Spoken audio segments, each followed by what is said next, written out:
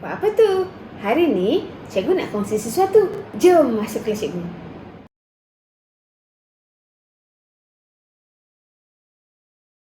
Soalan 1. Kita akan pergi kepada tema yang keempat. Alright. Okay, soalan 1.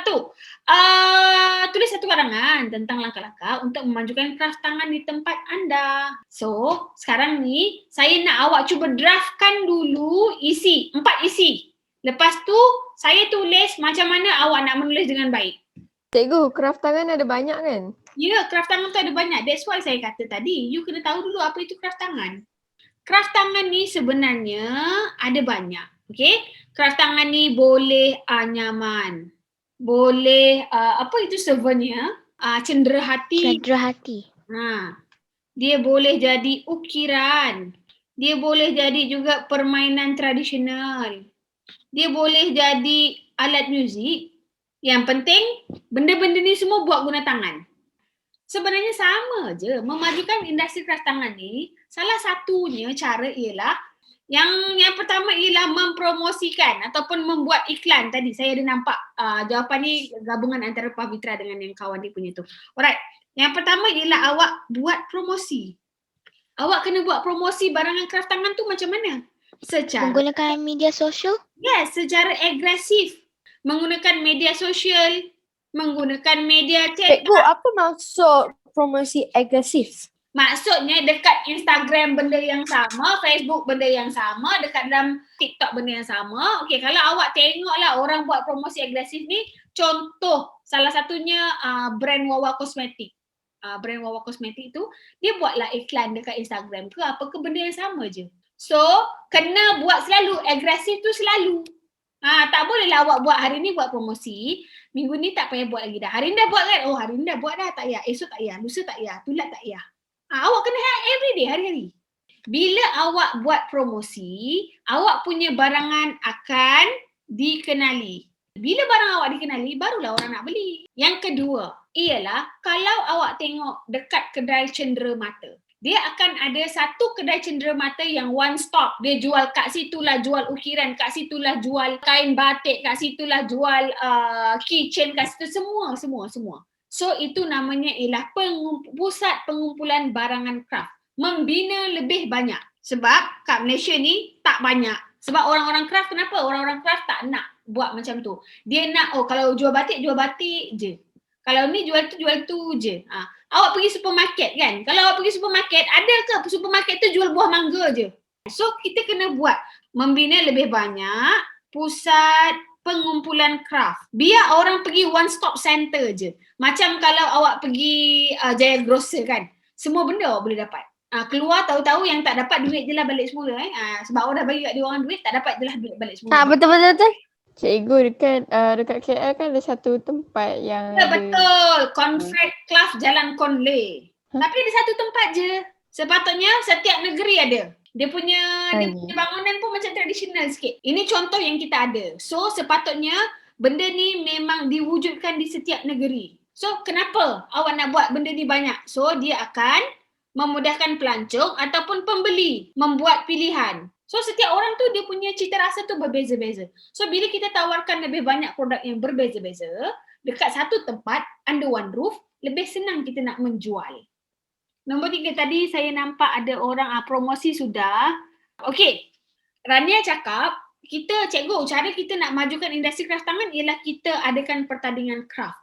Pada saya, boleh untuk adakan pertandingan kraft, tetapi tak sesuai untuk nak majukan. Sebaliknya, kerajaan sendiri ataupun bank-bank ke apa-apa sendiri kena beri bantuan modal ke, bantuan.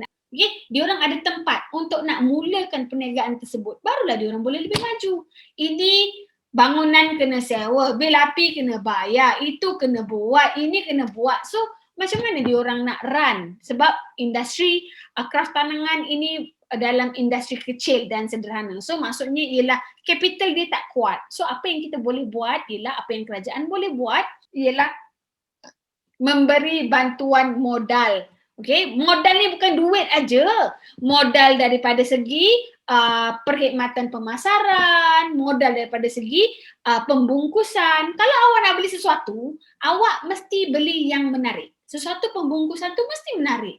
That's why kalau awak letakkan dua produk yang sama, tapi satu dalam pembungkusan yang biasa-biasa, satu lagi pembungkusan yang eksklusif, awak akan pilih pembungkusan yang eksklusif sebab kita akan terpedaya dengan mata kita. Okay? Itu yang saya kata bantuan daripada segi modal. Modal ni bukannya duit aja. Okay? Awak hari ni belajar. Ini ialah modal awak untuk masa depan. So maksudnya modal awak ialah ilmu. Kalau awak tahu, awak boleh sampaikan kepada orang lain. Itu ialah kelebihan awak. Macam tu. Okay? Jangan ingat modal ialah duit. Okay? Bantuan, modal dan kepakaran. Okay, modal yang pertama boleh dalam bentuk kewangan. Okay, ataupun pinjaman. Okay, modal yang kedua boleh daripada segi khidmat nasihat.